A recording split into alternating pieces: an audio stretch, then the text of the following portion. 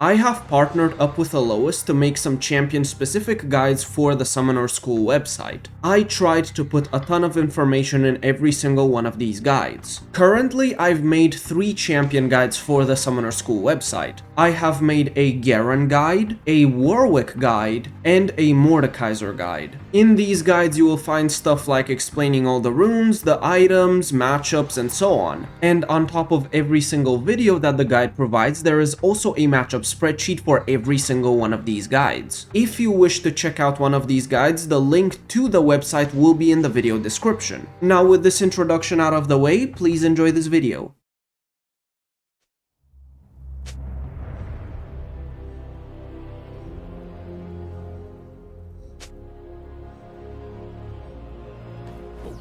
Overall, I'd say this is a skill matchup, and you can play either AD Udyr or AP Udyr into Cassante. This game, it was better if I actually went for AD Udyr because our only magic damage is Lux, but I greeded and went for AD Udyr. In the early game, what I ended up doing is putting a few points into my R and even purchasing an early Dark Seal to force the Cassante into buying some magic resist. And then because he buys magic resist, once I swap into the AD Udyr playstyle, he won't be as tanky into me. But that's not what actually happened. What ended up happening is that he just rushed armor. And that's pretty bad for him because it means I got to deal way more magic damage. Yes, later on, once I swap into AD Udyr, that armor is better, but in the early game, it's definitely not. There's also the fact that he could not know that I would swap to AD Udyr. And if I don't swap to AD Udyr, it's even worse for him. In the lane itself, what you want to do is try to dodge his Q and W as much as you can. Try to use your approach velocity speed to dodge around him. And then when he actually uses his all-out, he will be very squishy later on. He will shred a lot of his bonus resists. So because of that, you can awaken your Q and take out half his health almost instantly. But remember the fact that his W gives him damage reduction. So because of that, you want to make sure that his W is down before you awaken the Q. Because if you don't wait and he presses W and then you attack him, your damage will be lowered by a lot. You can rush Trinity Force or Stride Breaker, Titanic Hydra, Hull Breaker, Ravenous Hydra, all of these work for AD Udyr. For AP Bruiser Udyr, you can rush a Liandry or Bloodletter's Curse or even Riftmaker. And for full AP Udyr, I usually rush Malignance.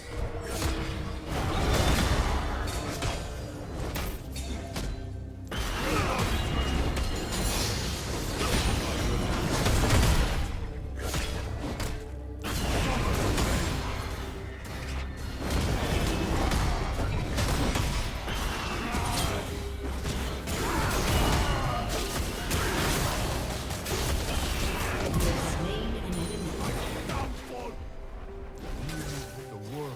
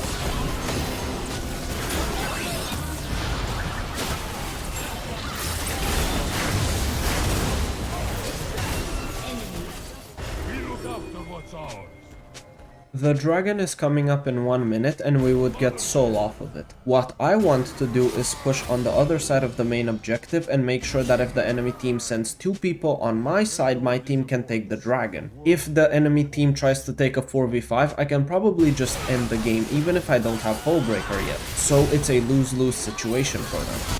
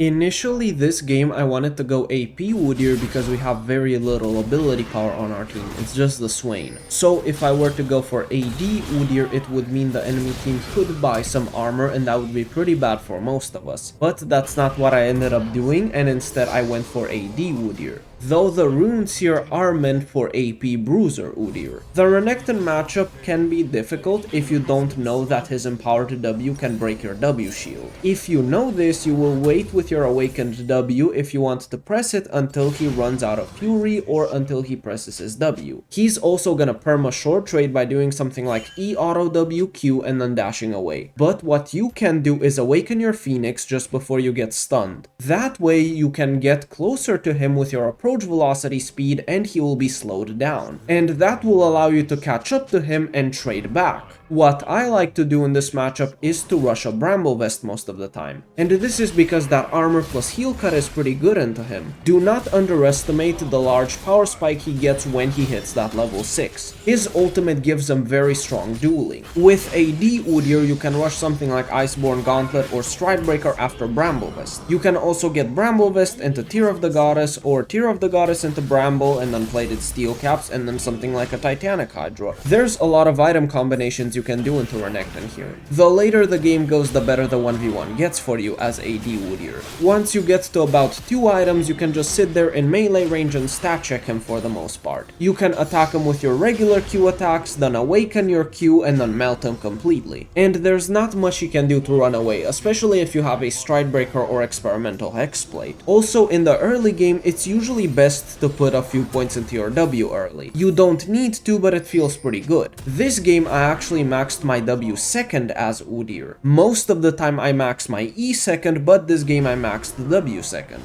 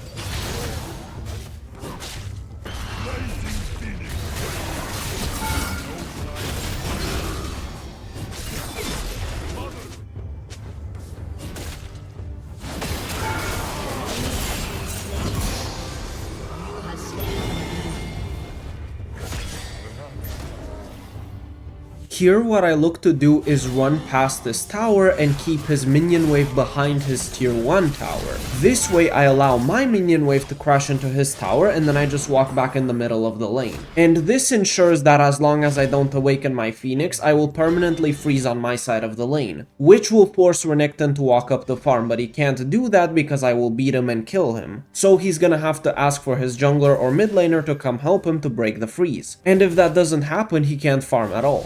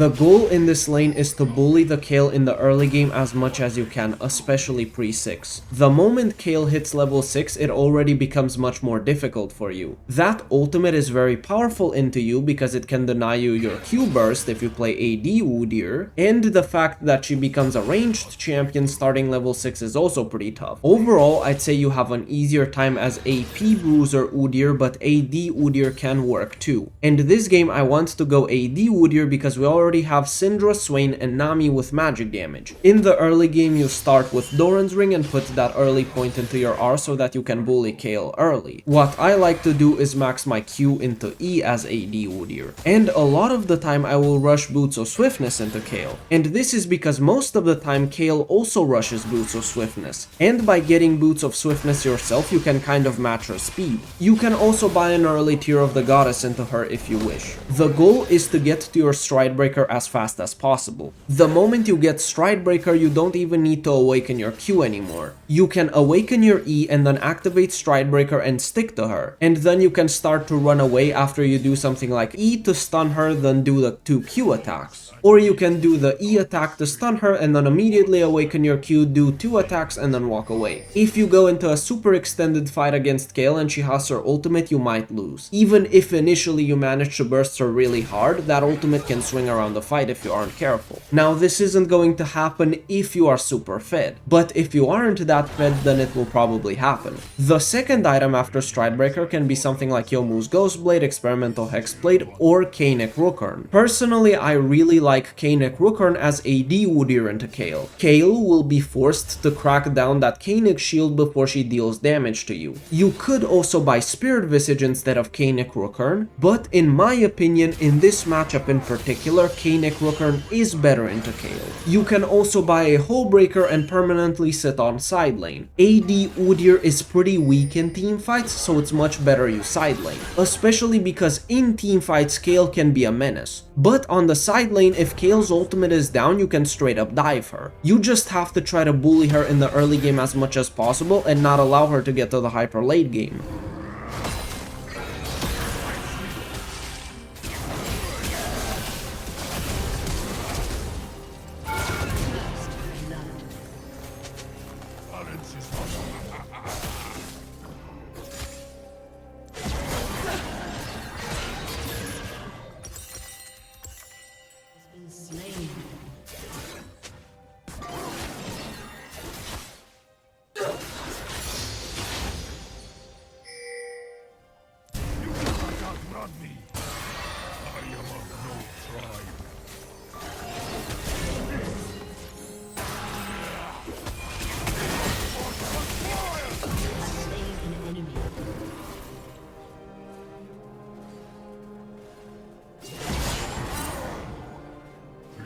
Of the failure to the demigods.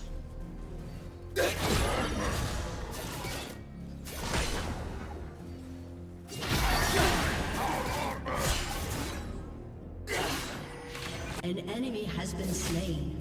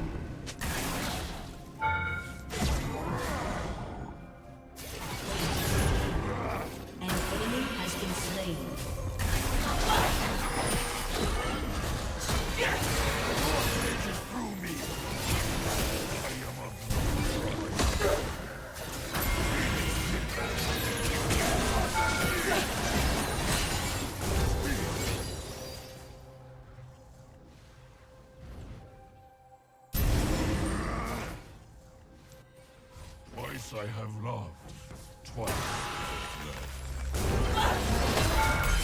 Now that she has no ultimate, the next time I engage her, I can kill her. And what I'm going to look to do right now is go behind her turret, take the wave, and then recall so I get my Stridebreaker and get that large power spike.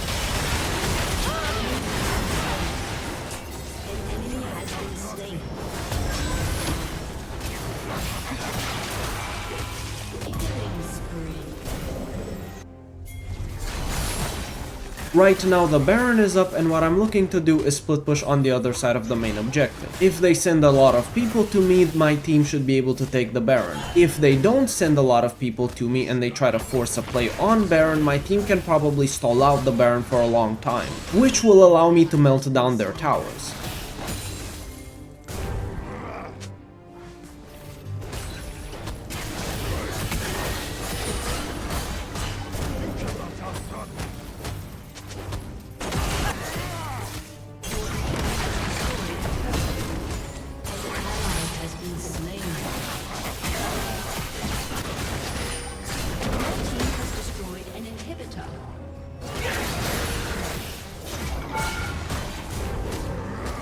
Enemy killing spree. Your team has destroyed a turret. Shut down. An enemy has been slain. Your team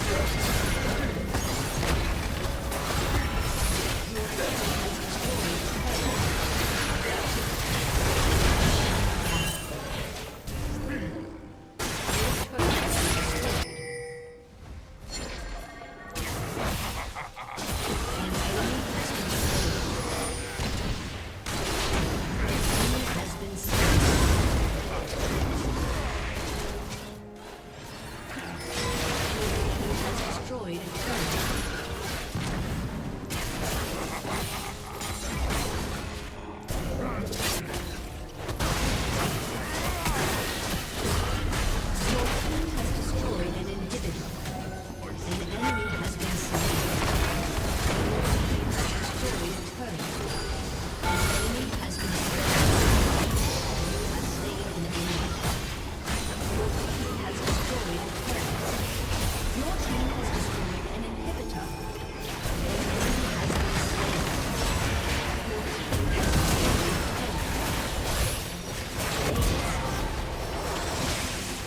Thank you guys for joining me in this video. I hope you found the information useful, and I will see you in the next video, hopefully very soon.